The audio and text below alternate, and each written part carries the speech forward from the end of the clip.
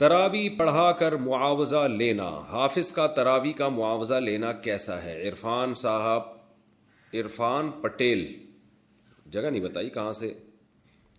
دیکھیں، حافظ لوگ جو تراوی کی اجرت لیتے ہیں نا، یہ بالکل حرام ہے، ناجائز ہے، اس کے جواز کا کوئی بھی قائل نہیں ہے ہماری رائے میں، جو اب تک ہمیں معلومات ہیں، اور اگر کوئی قائل بھی ہو تو اس کی دلیل مضبوط نہیں ہے۔ خالصتاً قرآن کی تلاوت، نماز میں تلاوت کی اجرت ہے، یہ فرض نماز کی تنخواہ لینا، یہ اس کی جواز کی وجہ کچھ اور ہے۔ اس کی وجہ یہ کہ فرض نماز شعائر اسلام میں سے ہے، اگر امام اپنے آپ کو فارغ کر کے نماز کے لیے فارغ نہیں کرے گا اور تنخواہ کے بغیر، لوگ اس کے لیے آمادہ نہیں ہوں گے، کیونکہ امام کو بھی ظاہر ہے اس کے بیوی بچے ہیں، گھر چلانا ہے، تو وہاں تو ایک مجبوری میں علماء نے اجازت دی ہے کہ پورے سال پوری زندگی فرض نماز کا سیٹ اپ رہتا ہے۔ تراویح تو فرض نہیں ہے، سنت مؤکدہ ہے، اور جماعت تو سنت مؤکدہ بھی نہیں ہے، تو جماعت سے نماز پڑھنا کوئی ضروری بھی نہیں ہے، تو اس میں اجرت لینے کا کوئی تک نہیں بنتا۔ اور نہ قاری صاحب جو ہیں، جو حافظ قرآن پڑھانے والا ہے، وہ اتنا یعنی بڑی قربانی دے رہا ہوتا ہے کہ اس کو یعنی اپنے کاروبار چھوڑ کر اور بزنس چھوڑ کر وہ آپ کو ٹائم دے رہا ہے سال میں ایک دفعہ، اور اس میں بھی اس کا اپنا فائدہ زیادہ ہوتا ہے۔ جب وہ قرآن پڑھائے گا تو اس نے اپنا قرآن بھی ریوائز ہوگا۔ اور دوسری بات، قرآن ختم کرنا رمضان میں ضروری نہیں ہے۔ اگر آپ کو اجرت کے بغیر کوئی قاری مل رہا ہے تو آپ اجرت کے والے کے ساتھ کیوں پڑھا رہے ہیں؟ اور اگر اجرت کے بغیر نہیں مل رہا تو علم طرح سے پڑھ لیں تراویح۔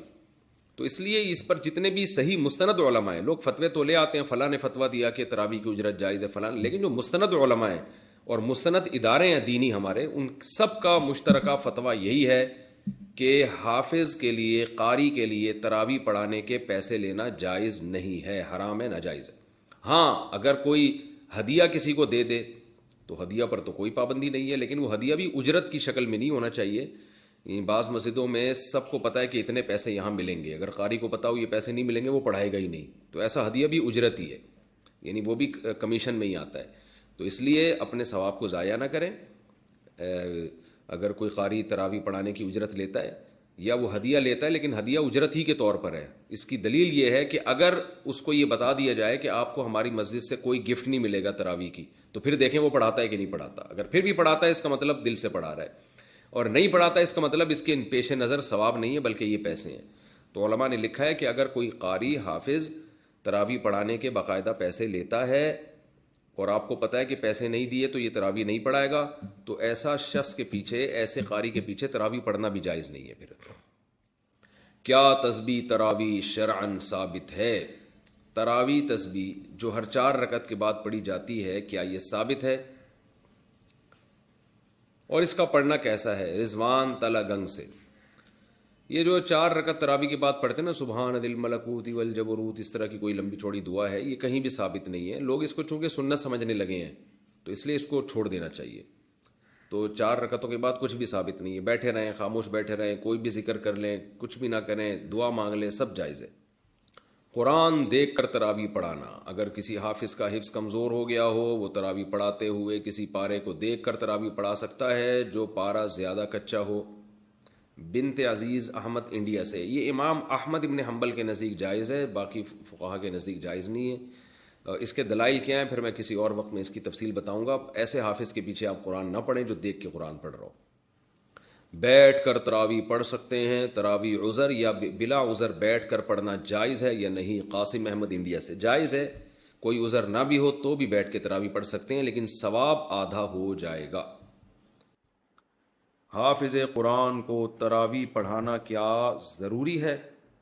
اگر کوئی حافظ قرآن ہو تو کیا اسے تراویح پڑھانا ضروری ہے؟ عبد المعز کراچی سے۔